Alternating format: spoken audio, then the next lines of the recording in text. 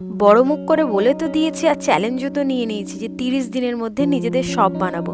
But সেটা বানানোর জন্য যা লাগবে সেটা কোথায় আমি আমার পার্সে খুঁজে পাচ্ছি না।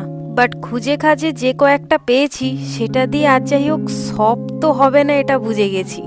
তাহলে কি চ্যালেঞ্জটা, না না না না যাই হোক, অন্য কিছু ভাবতে হবে। বাট কি এত কম টাকার মধ্যে একটা সব কিভাবে হবে আমি কিছুই বুঝতে পারছি না।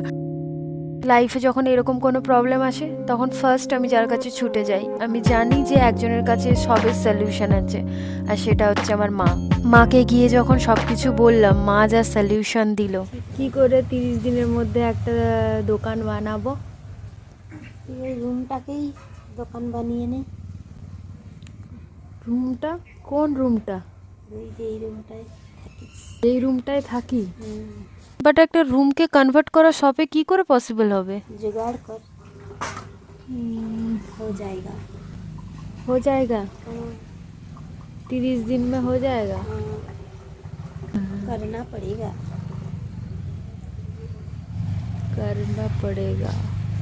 মা বলে দিয়েছে হয়ে যাবে, তাহলে তো আমাকে চেষ্টা করে দেখতেই হবে।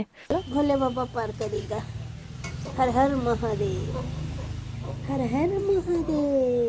হর হর মহাদেব।